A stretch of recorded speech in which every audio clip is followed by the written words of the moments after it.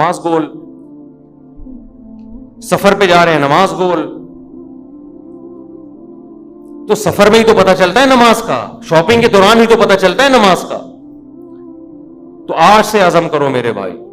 اور میں ایک نسخہ بتا دوں, جس نے فجر کی نماز جماعت سے پڑھ لی, اس کا مطلب باقی نمازیں بھی کیسے پڑھتا ہے, وہ جماعت سے پڑھے. فجر پڑھ لی نا, اس کا مطلب باقی نہیں چھوڑے گا. پھر فجر کو فوکس کر لو. اور جی ہاں, فجر میں تو اللہ نے ایک اور الفاظ اضافہ کروا دی نا, الصلاۃ خیر من النوم. کتنے پیارے الفاظ ہیں, کتنی میٹھی نیند سو رہا ہوتا ہے. اللہ نے بتا دیا. دیکھو اللہ میاں نے بھی کیسا کام کیا. مؤذن کو بولا بولنا ہے, گھر میں لٹھ لے کے نہیں پہنچا. ہم اگر کسی کو سمجھائیں, ایک دفعہ سمجھائیں گے آ جا نماز کے لیے, دوسری دفعہ سمجھیں, تیسری دفعہ غصہ آئے گا نا, جا کے تھپڑ لگا دیں گے. ابے میں تجھے سمجھا رہا ہوں, تیری کھوپڑی میں بات آ نہیں رہی ہے.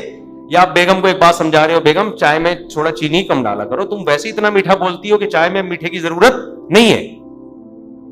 پھر وہ چینی زیادہ ڈال رہی ہے, پھر چینی زیادہ, پھر آدمی کو غصہ آتا ہے نا.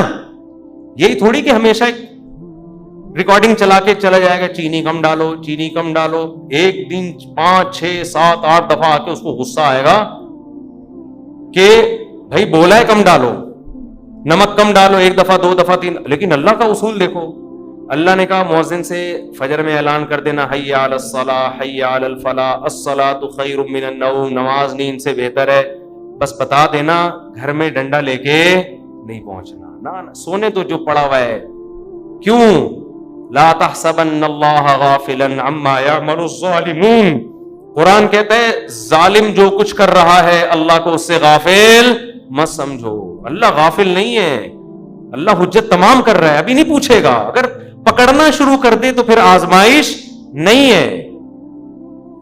پکڑنا شروع کر دے اللہ تعالیٰ پھر تھوڑی آزما. ابھی تو اللہ کہہ رہے ہیں جو سو رہا ہے سونے دو. جو میرے نیک بندے ہوں گے نا, جن کو پتا ہے کھلاتا اللہ ہے پلاتا اللہ ہے, وہ اس آواز پہ کان دھریں گے, وہ اسے سنیں گے. یار یہ بار بار کیا کہا جا رہا ہے.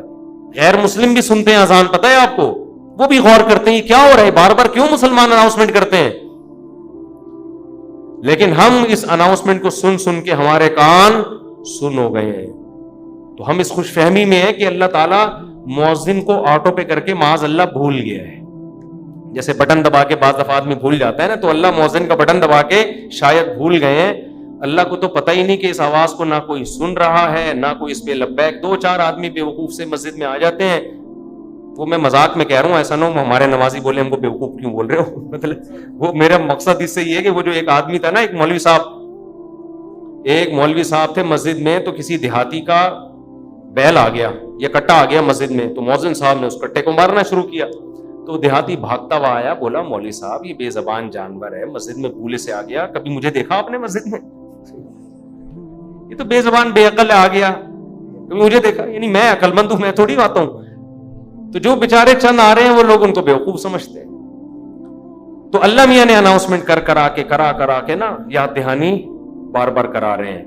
تو اب ہم یہ سمجھتے ہیں کہ چند بیوقوف ہیں جو اللہ کی دعوت پہ لبیک کہہ کے نماز پڑھنے آ جاتے ہیں. بیوقوف لوگ ہیں, ایکچولی ان کو تو کوئی گھر میں کام دھندا ہے نہیں, بیوقوف لوگ ہیں, تو اس لیے آ جاتے ہیں مسجد میں.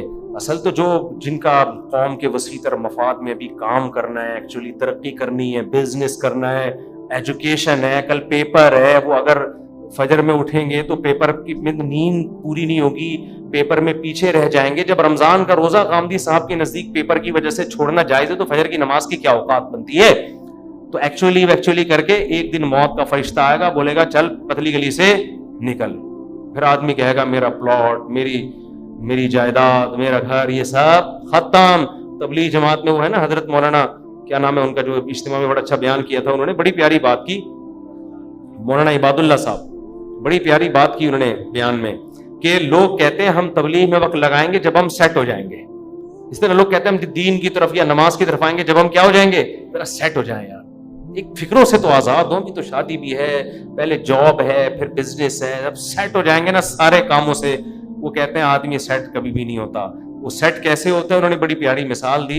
ایسے سیٹ ہوتا ہے کہ وہ کہتا ہے میں سیٹ ہوں گا, ہو نہیں رہا, ایک مسئلے کے بعد دوسرا مسئلہ, دوسرے کے بعد تیسرا مسئلہ, ہوتے ہوتے ایک دن موت کا فرشتہ آتا ہے اور بالآخر اس کو قبر میں اتار دیتا ہے. پھر اس کے رشتے دار اس کو قبر میں اتارتے ہیں اور دیکھتے ہیں اس کو قبلہ رخ کر کے ذرا صحیح طرح سے لٹاؤ. صحیح طرح سے لٹانے کے بعد پھر کیا کہتے ہیں؟ اب سیٹ ہے. مردے کو کہتے ہیں نا اب یہ کیا ہے؟ اب سیٹ ہے, اب مٹی ڈال. اس سے پہلے پتھر نہیں رکھتے قبر میں جب تک مردہ سیٹ.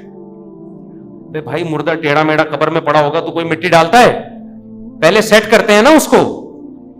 تمیز سے سیٹ کرنے کے بعد سب بیک زبان بولتے ہیں گورکن سے, اب پتھر رکھ دو. اب کیا ہے؟ اب سیٹ. اب سیٹ ہوا ہے.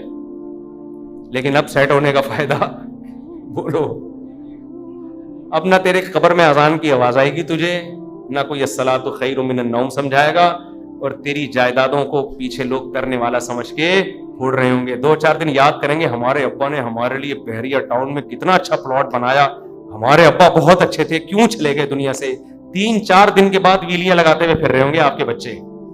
کون سے ابا, کہاں گئے, کیا ہوا, کوئی نہیں یاد کرے گا میرے بھائی. 4 دن میں سب بھول بھلائیاں. اور اولاد کو دین نہیں سکھایا وہ تو چوتھے دن ہی بھول جاتی ہے. دین سکھایا تو کم از کم موت تک دعاؤں میں یاد رکھ رہے ہوتے ہیں.